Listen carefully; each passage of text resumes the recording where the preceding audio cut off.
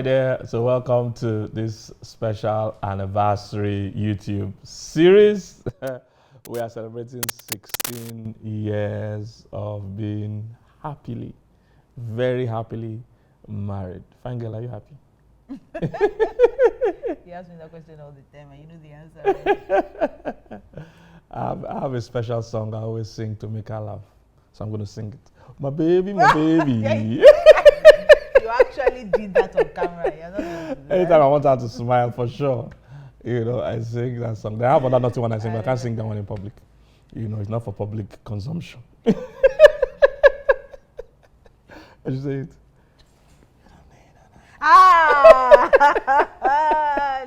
No. So that is not for public consumption. Yeah. Okay, so we're celebrating 16 years. It has been a wonderful journey. And because we mentor a lot of people, all around the world, we just felt, let's just share some more things, from our own personal lives and our own personal journey that will or should or might, be a blessing.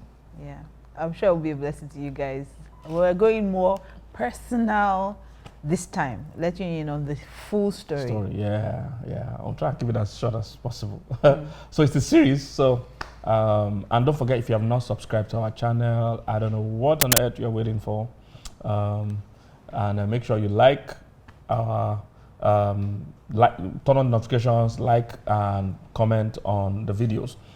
We have 3 major YouTube channels we want to connect with. My own, Kingsley-okonkwo, her own, Mildred, Kingsley-okonkwo, then one for the ministry called Ldmwithpk. Yeah. So all these are YouTube channels. Please subscribe to all of them. They all have different contents and they're all going to be of a blessing to you. So where do we start today? The first series is going to be on before we met. Oh, okay. Yeah, that's interesting. Yeah. So, what was happening in your life before I met you? Yes. A lot, actually. Interestingly, before I met him, I was working. I was also very involved in my home church at the time. I was in children's church.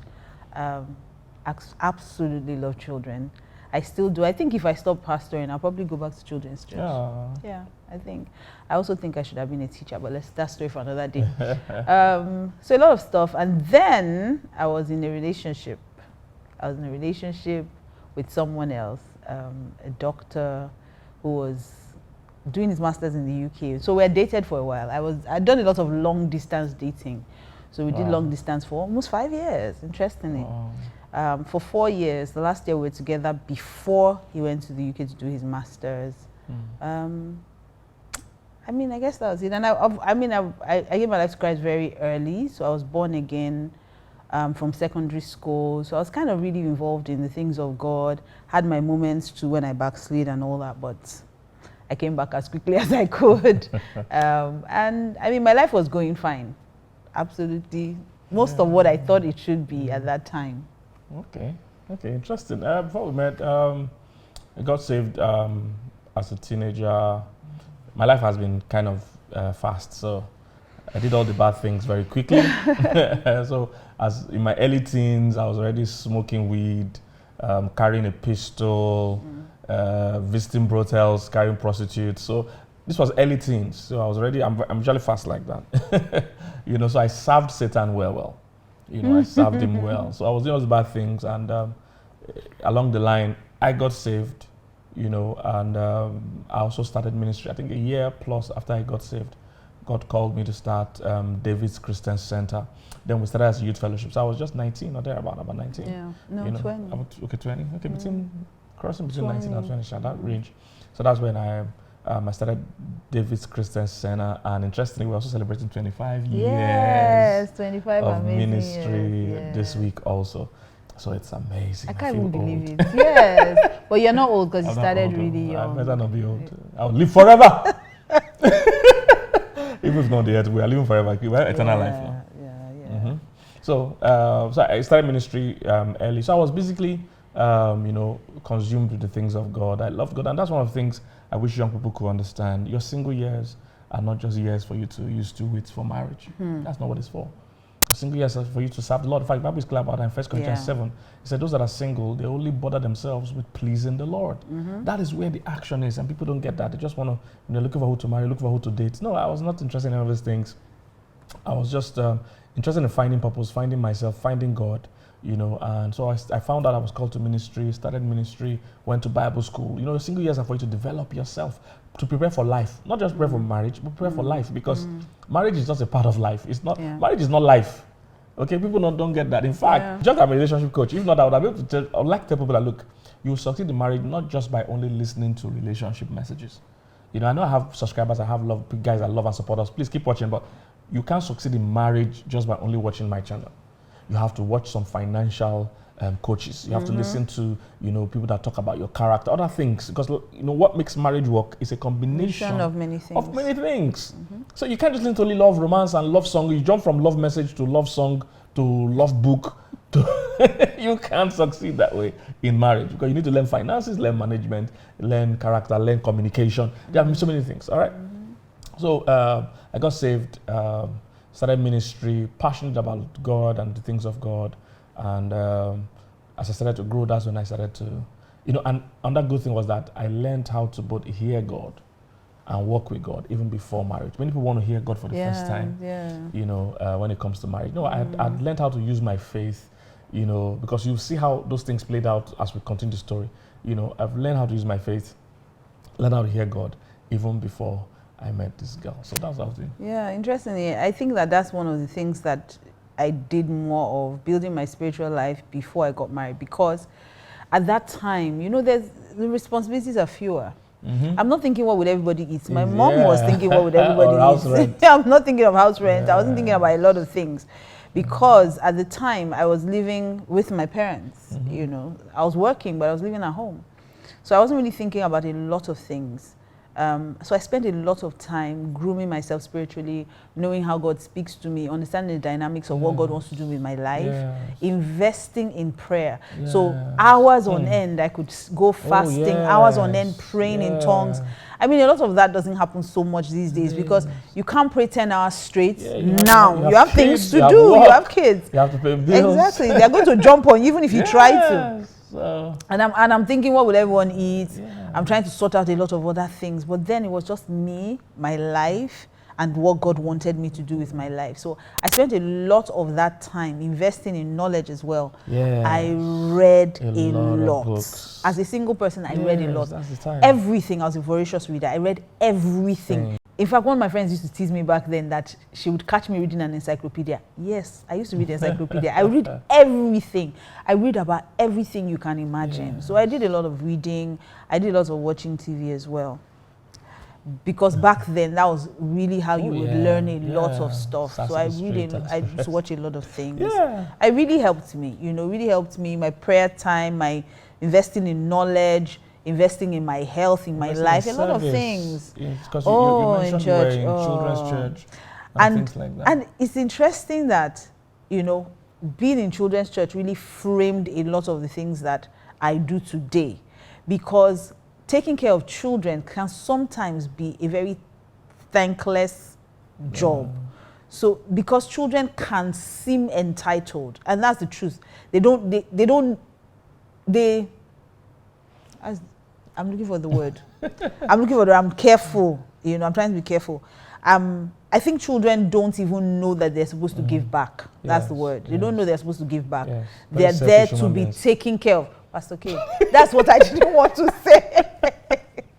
They are there to be taken care of. So you do stuff for them, and you have to remind them to say, what do you say? They'll say, thank you. Even the thank you, they don't even remember, and it's not really fully from when they grow, they will appreciate it. It's not we appreciate that. So it really helped me, because now I deal with adults who still don't know how to say thank you, who still think it's their right for you to pray for them, for you to serve them, for you to take care of them. So serving children really helped me. And it helped me to understand that it's not going to be about you. And that's what ministry, that's what services is. That's what marriage is, in fact. It's not going to be about you. Ministry prepares you for marriage. That's the truth. Like you said, it's a whole lot, So, we basically were busy with our lives. We're not just walking about looking for who to marry. And for me, I was content, just serving the Lord, because most of my friends then had a sister, you know, had a brother, you know, they had a relationship. You know, so don't be under that pressure that, oh, because everybody's dating, I must date. No, take your time. Wait till you're ready. You know, that's more important. You know, so you find yourself. You heard what we were saying. You find God. You find your purpose. When I say find yourself, I'm talking about things like finding your talent, finding your purpose, finding your passion, what you want to do with your life, where you're going in life. Because the person you're going to marry must be able to accommodate that vision and passion. So if you don't know it, you're going to go and say yes to somebody, you know, that can't allow you be yourself. This is what happens a lot of times. So your single years are for you to find yourself, find God, you know, find purpose. You know, when you find those things, you find out that you are able to make a better decision when the time comes. Interestingly, you're the first person I ever dated. I've ever dated in my life. So you're really nobody's ex. When I say I dropped glory and I'm nobody's ex, you know, I mean literally. You understand? Yeah, there were times I was close to people and everything, but it was never. I was never in a relationship, you know, with somebody else. You waited for the perfect. Yeah, you know how we do. That's how we do. You know, but that's important because young people feel the pressure of, I must have somebody. No, you don't have to. You can enjoy friendship. If you're not planning to be committing any sin, then really what you're going to be doing is having friends, people you talk with. So that's okay. You know, you can have good friends. It mustn't be a relationship. Young people fall into that pressure. I must be dating somebody, you know, even while I'm waiting to know what I'm doing in my life. Let me just have somebody by me. No, just enjoy God. All right, so that was, do you have anything? No, I guess that's it. Yeah, so that was our lives before we met, even though we went to the same secondary school. Yes, we went to the same secondary school, but we never spoke. Once. Our paths didn't cross. And we're in school for 6 years together. Amazing. How weird is that? We're in school for 6 years. We went to Command Secondary School, Ekpaja. And we had mutual friends. Hey, we love you guys. You know, we're wearing green. We're wearing green. Command, understand. Yeah. All right, so. And we had mutual friends, but we had a lot of mutual friends, interestingly. In fact, my best man was very close to her. Yeah. You know, my best man, Tony Osagwe, we're I see you. very close friends. You know. So we're very close. So he was close to. He was close to me and close to you at the same time. But me and her we never spoke. So interestingly, you know. But I mean, that's because you were a bad boy. Yes, she was born again. I was born against. So obviously our paths would not cross. Yeah. Because God always surrounded me with the right people. Yeah, she was a very good girl. So you had to keep she was very fine. In fact, she's the finest girl, you know, in my set. In fact, literally in my school. Some people fight, so. When I said it one time, people fought. Not to say some people will fight. People fought and they are fighting, but the truth, you know. But potatoes gone potatoes. Yes, so. It is what it is. It is what it is, you know. There's nothing we can do. Potato, please, potato out of here. There's nothing we can do. But even she was literally the finest girl in our set. If you see shape. No, let's be frank. Let's say the truth now. I was misshapen on our set, but you were misshapen now. Yeah. You were Miss World inside the school. I'm telling you, I'm not lying now. We're not friends, so I can't be. You know, I wasn't. Okay. We were not even friends then. Okay. But the fact was there. You were literally like a half caste. And in those days, all boys. Half caste is what we're all looking for that time. That's the truth now. I don't know about what they're doing in their own time now, but in their own time, if you have half caste, you have succeeded. You are president. You have won. So you look like half caste. You were very fair. Then you had an incredible shape for a secondary school student. Your shape was. Thank you, mommy. Then you were very beautiful. And you were well behaved, you know, very neat. Girl. You just wear your flying horse house t-shirt, uniform, and just be going, but the shape will be showing. Oh, light blue. Like, oh, you were beautiful. Oh. So everybody knew you were the finest girl. So interestingly, when I went to London some years ago to hang out with some of my classmates, one was not telling me that, you, Kingsley, you become born again because you wanted to marry Mildred. I mean, that's how fine she was. That this bad guy that was my friend thought I became born again just because I wanted to marry. I said, no, I became born again. Boy, toasted my spirit. Because the particular guy was toasting her that time. So we met. It was not toasting me, toasted my spirit. So that's how fine she was, that guy thought actually, you know, became born again just to get that girl. Can't be that deep. Yeah, but that's how fine you were. So she finally get my school. But we never spoke, interestingly. We never spoke until that would take us to the next series, which is How We Met. So watch out for that, guys. Again. Because we had met before, but not how we met again. All right.